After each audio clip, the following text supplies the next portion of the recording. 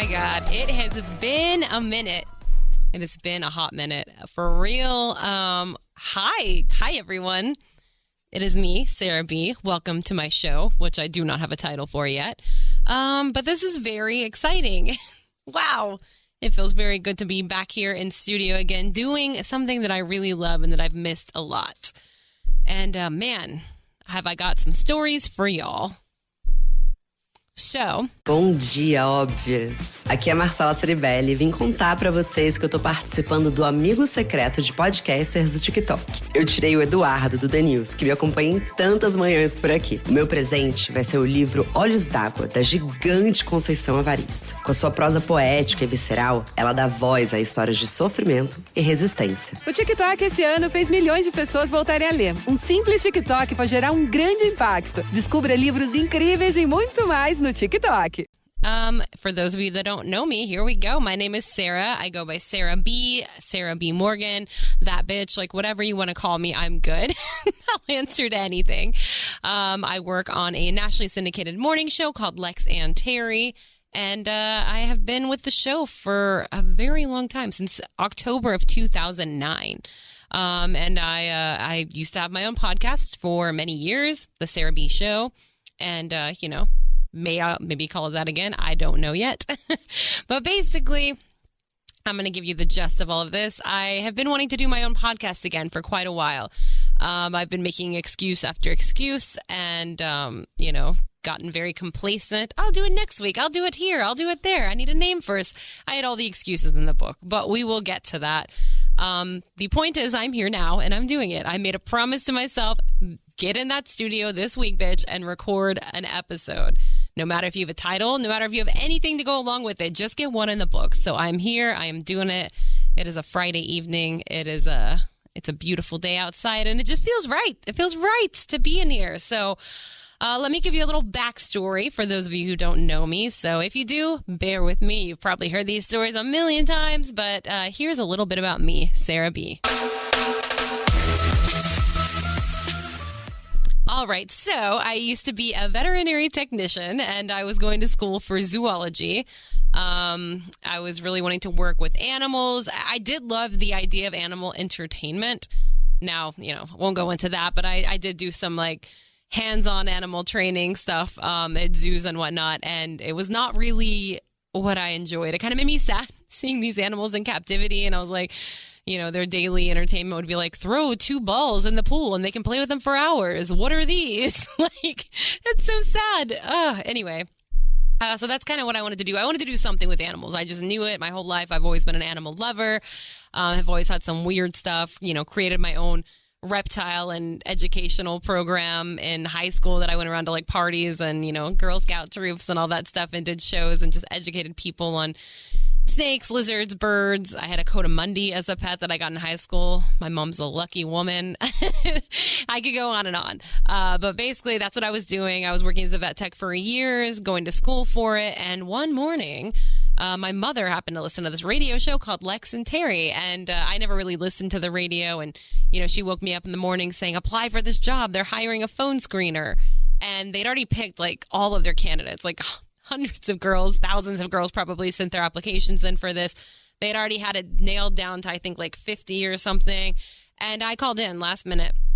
Originally, I was mad at my mom for waking me up for work like 15 minutes before, I had to be up. What a big deal that was. You guys know I'm not a morning person. For those of you that know, I am not. So I called in and they said, we already got our girls picked, but, what's your story?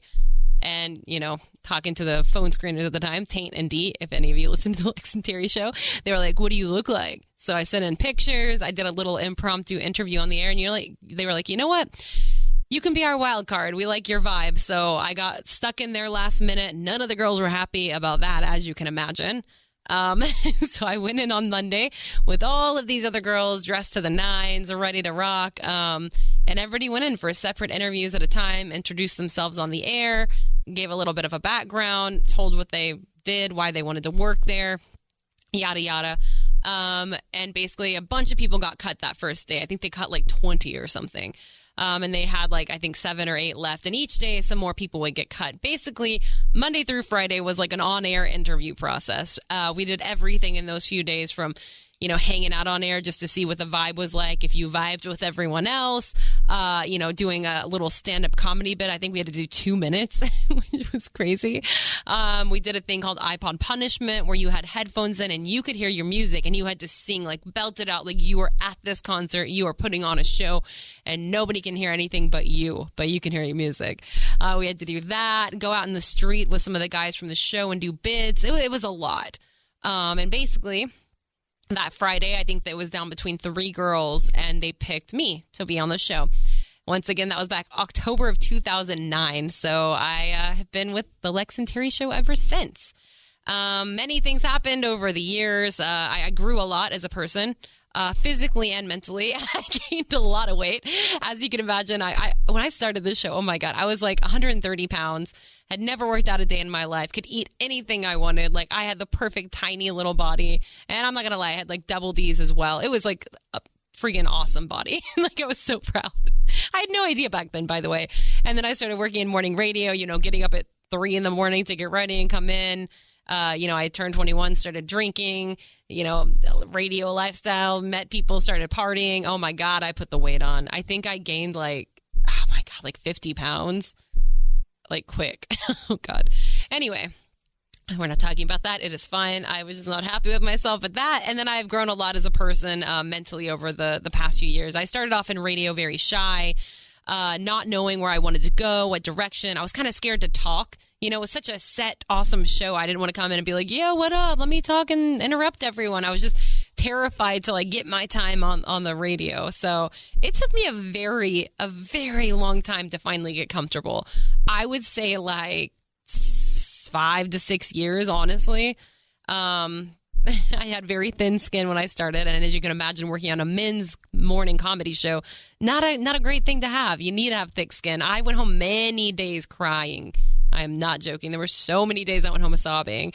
But again, I've grown a lot. I've learned a lot about myself, a lot about how to handle others. Recently, all about setting boundaries. Like, it's all a learning process, right? So yeah, I did that. And right about the time I started feeling comfortable and really, you know, becoming into my own, I decided I wanted to do something else. And I'd been on a lot of cruises with my mom and family, and I really loved cruising. I thought it was super fun.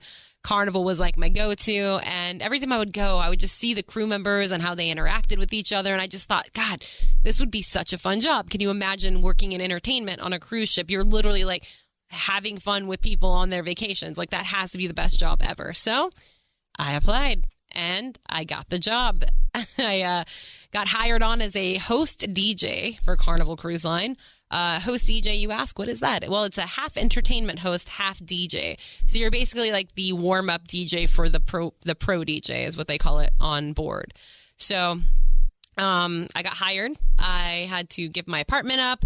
I had 2 cockatoos, 2 parrots, basically, that I had to have somebody else watch, which was the most devastating thing. And, you know, long story short, that's kind of the reason I came back, mainly.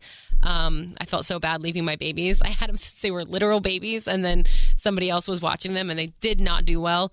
These birds were like my family. They were out with me all the time, like never in their enclosures, like just like my cats and dogs pretty much. And these people just kept them in cages and, you know, just put food in a couple times a day. They rarely got out. It was just very sad. And you know, one started plucking a lot, almost killed himself. It was really bad.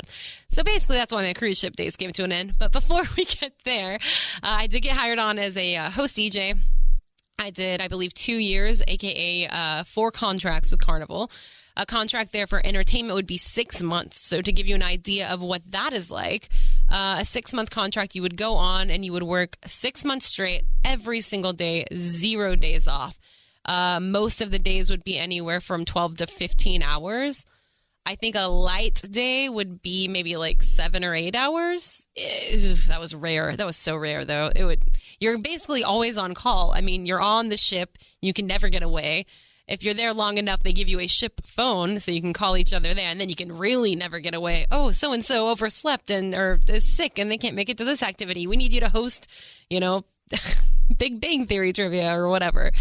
Oh man, it was kind of a nightmare, but it was also very thrilling. And that's the thing about cruise ship crew members. We not only work hard, we party hard. I mean, they say work hard, play hard. Well, we did. we earned that.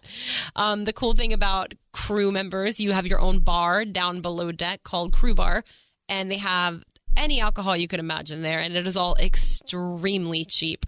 Like you could get a top shelf drink down there for like $1.13. That's literally how much it was. It was crazy. So Crew Bar would stay open till like 2 a.m. usually, and you could also buy bottles and buy a ton of drinks at closing so people could stay in there and hang out or drink in your room. And we did, and outdoors on the deck. And man, we even had crew parties like usually once a week or once every other week, and they would all have themes. And those were the hands down craziest parties I've ever been to. The toga parties, OMG. So fun. I thrived. I thrived. And it's crazy because I went there thinking I'm going to make all these awesome travel vlogs and do all this stuff and keep in entertainment and keep up with all that. And it's weird how you just do not do that. Everyone warns you that you're going to like get sucked in, and you do. It's like you get sucked into the bubble that is the ship that you're working on. You slowly but surely stop contacting your family from outside of the ship, your friends from outside of the ship. You don't pay attention to any news. You have no idea what's going on in the outside world whatsoever. It is so strange how that happens. And your family is just around you, like your crew members. That's your family. It's really crazy. And as weird as it sounds, though, like it's a very addicting lifestyle. And I've been off of ships for 7 years, I think. 6 or 7 years, and I still am having a hard time adapting back to real life in so many ways. And obviously the first like couple of years were definitely the hardest. I'm definitely more grounded and settled in now, but I still find myself just like yearning for that lifestyle, and I'm missing it, and missing just that connection that you had with people. As you get older and become like more of an adult, it's so much harder to make friends. You guys all know. It's like, God, what do you do? Like, I'm going to go do a cooking class, but then it's like all couples or people that are married. Like, some people have kids, some don't. It's hard to make friends. You go to the gym? Oh, let me take my headphones off and say what's up to this lady walking next to me on the treadmill. Like, how do you make friends as an adult? It's difficult. It really is.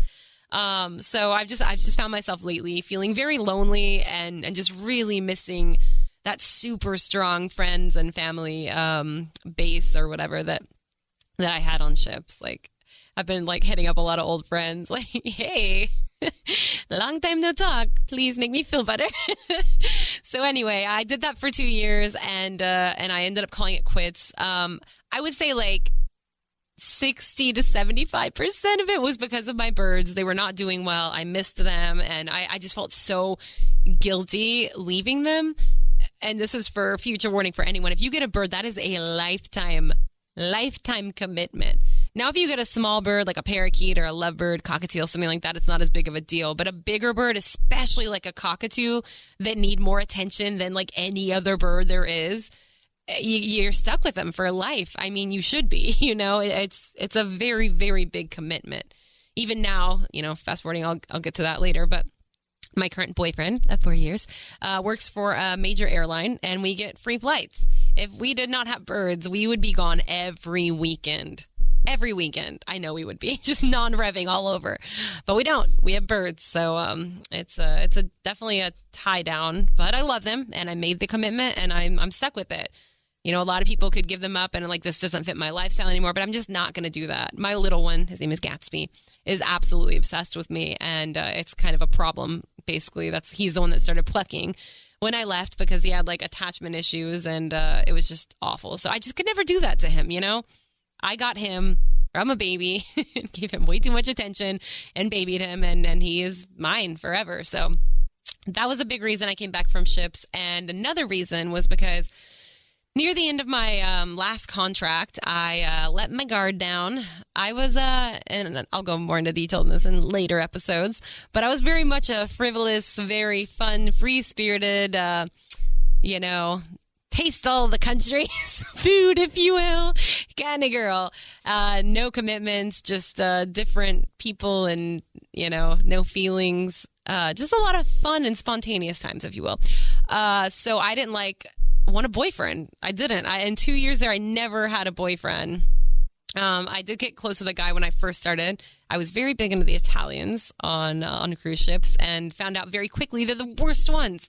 They have the highest positions. So if you get with an Italian, you could possibly, have a hookup in a room that there's no roommate. There's perks for sure. But they are also the ones that usually, more often than not, have families at home and tell you they don't. And that happened to me. The first guy I was with had a fiance back home.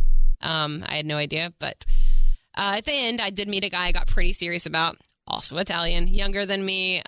We had talked about marriage and kids, which was really, looking back, so stupid. We had only been together a few months, but Italians are very passionate and very much like that. Like, I feel like he would have married me if I said it right then I wanted it, I also kind of feel like he might have had mafia ties, him and his family or something. He was very wealthy and he was a part, I'm trying to remember the place he was from, but they called it something Angeles. It was the Los Angeles of Italy, and there was a lot of mafia families there. So I don't know. I'm just saying it's a theory. It's a theory. But he bought me all kinds of gifts, and I've never had a guy buy me gifts or spoil me like that. It's every day, oh, bebe, here's a stuffed animal for you. I made me think of you. Oh, bebe, here's some new Ray-Bans. Here's sunglasses he got from the CVS for $7. They don't protect your eyes. You need the Ray-Bans. I'm like, okay. I still have those, by the way. It's been a very long time. I cannot believe I usually lose sunglasses so quickly, but I still got those Ray-Bans. But I digress. So anyway, it was great. He was very sweet. We got very close very quickly. He signed off on his contract. I was devastated, and we still kept in contact constantly. A month later, I was getting off the ship, and we had planned a trip to Ireland. I wanted to do a week in Ireland. He's like, let's do 2 weeks, baby. I'm like, okay, cool. So we bought the plane tickets. We had got the hotel room for the first few nights in Dublin, had a car rental set up. We were going to do it. We were going to do it all, 2 weeks all around Ireland together. Well, a few weeks after he gets off the ship, and I'd noticed on his Facebook he had been hanging out with this group of people a lot, and this one girl was always there. Well, it turns out he cheated on me on their trip to Malta they took, and I was devastated, especially being on a ship, and you don't really have anyone, and I let my guard down and let this guy in. And that was a weird thing, is when he signed off ships, I found myself no longer wanting to go to crew bar, no longer really wanting to go to the crew parties. I wasn't really interested in anyone else. I was very much into this relationship, and it was so nice having somebody to genuinely care about and who genuinely seemed to care about you. So, man, when I found that out and he broke up with me, I was devastated. I just melted into a puddle. I couldn't function. I remember I had friends there that came to my room and just held me while I bawled like a stupid baby. Oh, it was just heartbreaking. So that happened. I told him, I was like, I want the money back for Ireland. What am I supposed to do? So he sent me money for my plane ticket, and he's like, you should still go. And I was like, oh, I'm going to. So basically I got a free trip to Ireland. I can go do another episode, but I went to Ireland for 2 weeks by myself, which was actually ended up being so amazing and helped me get over that breakup. But again, God, there's just so much information. Man, I miss doing podcasts. So I will do that in another episode as well. But that was another reason I left ships. So my bird, and then I just found myself wanting something real, a real relationship. Not necessarily with a guy, just real relationships in general, not 6 months of people that, you leave again. I just needed something more real. I needed to be grounded. So I decided I was going to quit cruise ships. But only if I could find another job in the meantime when I got off of them. So I had a couple of months to decide, because you would usually have anywhere from 1 to 3 months between contracts, give or take, depending on what you wanted. So I was in Ireland, actually, and I remember calling back into Lex and Terry and talking to them, and I remember sitting down on the Monday after I got back from my 2-week trip to Ireland, and I sat down, got on Google, and typed in what it's like to be a flight attendant, and I was going to start looking into that. And not joking, I'm not joking, the second I pushed enter, my phone rang, and it was Lex, one of the hosts of Lex and Terry, and he said, hey, want to come home to your daddy's? And I was like, what? And it turned out the girl that they had hired to replace me was leaving to go to a different job, and the timing just could not have been more perfect. It was literally the universe coming in and being like, tag, you're in. It was just divine timing. So of course I accepted, put my resignation in with Carnival Cruise Line, and I was back with Lex and Terry. And I've been back ever since. And it's weird. It's like I said, things have been going very well. It was a hard transition to get back after cruise ship life, but I did. And things were great for years. And now lately, I've just become so complacent. I ended up let's start from the beginning, I guess. I got back from cruise ships. I got all settled in again. I started saving up my money a little more with Lex and Terry, got my own apartment again in Dallas. And 6 months to a year later, maybe met a guy who I was wanting only casual, of course. And it started out that way. And that it became serious. And you guys know him if you listen to the Lex and Terry show as El Teco, or his name is John. He's my John. And we have been together now for just turned 4 years, which is so insane. We've definitely had our ups and downs. Are we engaged? No, but we're not going to talk about that right now. There's a billion episodes we can cover with that. And we will, I promise you. And he's already agreed to be a guest on here and everything, so it should be a great time. But yeah, so it's me and my boyfriend John and our 2 cockatoos, Gatsby and Lilu. He's their stepdad. He doesn't really like it when I call them that, but it makes me laugh. He's a great stepdad. He takes very good care of them and they love him. I swear to God, sometimes more than me. It's cute. We just signed a lease on a new 3-story townhome, and we've talked about possibly buying a house one day. It really sucks to just be sitting there like throwing money into a pit, basically, as you guys probably all know. Everybody goes through this. And my brother just bought a house, but I don't know. I just still have that weird thing inside me that like doesn't want to be tied down. I think it's gonna forever be there. And I don't know. I've just been going through weird times lately. I feel very unmotivated as of lately. I feel very, very lazy and complacent and just not creative. And, you know, I have all these big goals that I want to do, and I just feel like they're so not achievable. Like, a big goal for me would be like, I would love to be on SNL. I think that would be the funnest thing ever, to be a regular cast member on Saturday Night Live. And I think I'd be great at it. I love ad-libbing. I love working in a group like that, the writing process. But it's like, God, I mean, of course, everybody wants that. Like, how do you get there? I start bashing my dreams before I even start trying to get to these places. So basically, this podcast is me coming back. Like I said, I had a podcast, Sarah B Show, years ago. Actually, you know what? I think I still have the theme song from that Brett Myers, former MLB superstar turned country music star, did. Here, I'll play it for you guys now. The Sarah B Show, coming through your stereo. Say it loud, let's sing it proud, like a homegrown rodeo. The Sarah B Show, coming through your stereo. LT2 is where you go to hear the Sarah B Show.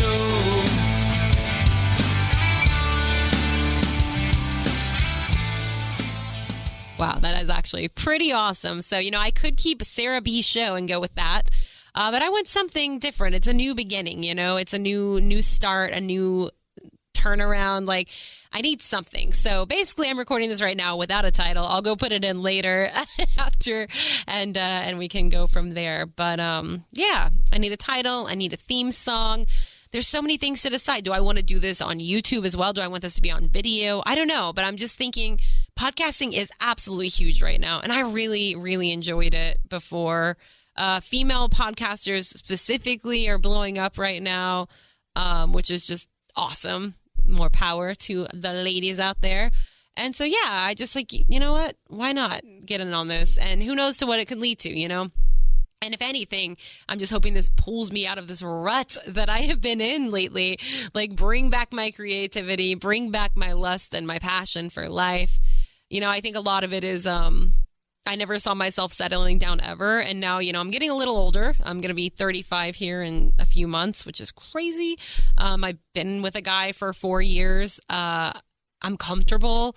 I'm so comfortable. And I think that's it. I think I've just like, I always said I was never going to start relying on a guy again or become dependent on anyone. And I so have worse than ever, to the point where if like John broke up with me right now, I would be so lost. I'd be so lost.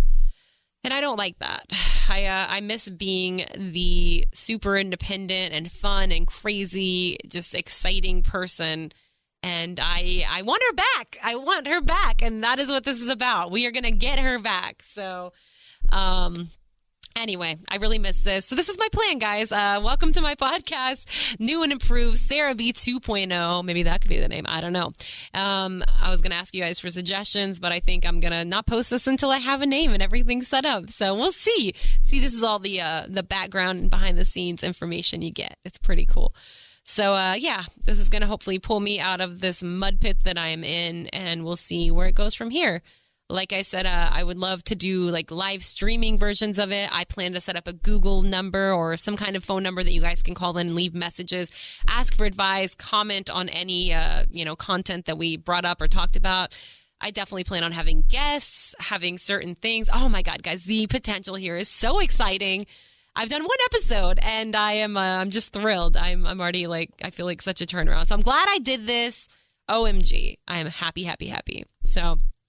Ei, você aí que gosta tanto de aprender. Sabia que a transição energética justa já faz parte da sua vida? Com a Petrobras, ela está no apoio a projetos socioambientais, no desenvolvimento de energias renováveis e na redução de emissões. Com inovação e respeito ao meio ambiente, a Petrobras é líder na transição energética justa. E isso é bom para todo mundo. Petrobras, o Brasil é a nossa energia.